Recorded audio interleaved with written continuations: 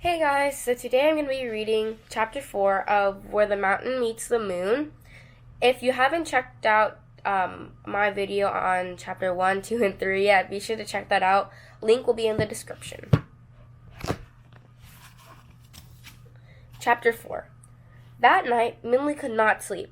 Ma's word echoed in her ears, and when she closed her eyes, she saw Ba's hand shaking from hard work, feeding the goldfish. Ma's right, Minli thought to herself. The goldfish is just another mouth to feed. I can't let Ba feed the goldfish. Ma and Ba work so hard for every grain of rice. Ba shouldn't have to feed the goldfish too. Minli slipped quietly out of bed and crept to the table where the goldfish was. They stared at each other, and Minli knew what she had to do. Quickly slipping on her shoes and jacket, she took the goldfish and left the house. It was late. The village was quietly asleep, and the stars above filled the sky with spilled salt on dried seaweed.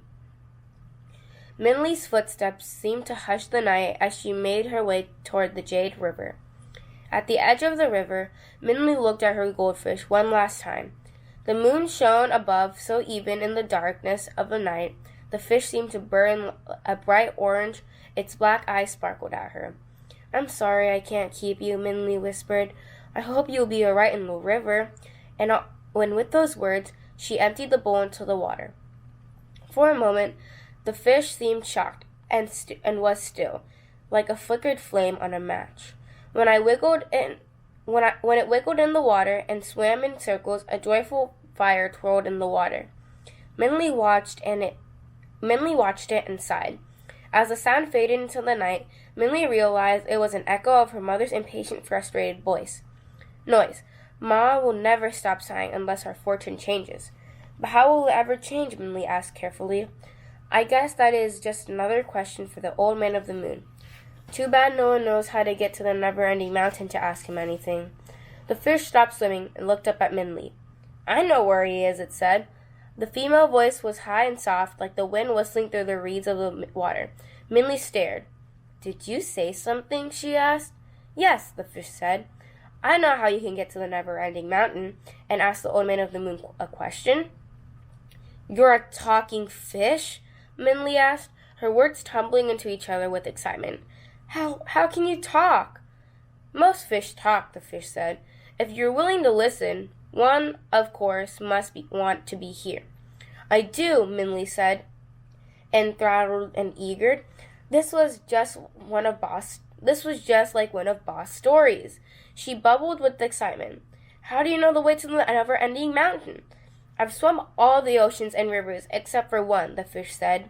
And on my way to that last, the goldfish man caught me. I despaired in his cart, and I have seen and learned much of the world, including the way to the never-ending mountain. Since you have set me free, I will tell you.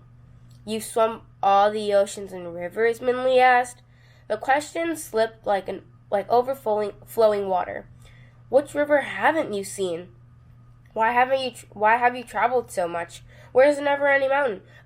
This river is the one river I have not swum, the fish interrupted, and I've waited a long time to see it, so I'd like to start as soon as possible. You can ask the old man of the moon all your questions. Let me tell you the way to find him so I can be off. Minli nodded and asked no more. She realized she was having a conversation with the goldfish, which was very unusual, so she decided to listen. Alright, that was it for chapter 4. Thank you guys for watching. I hope you enjoyed this video. Give this video a like and subscribe down below. Bye!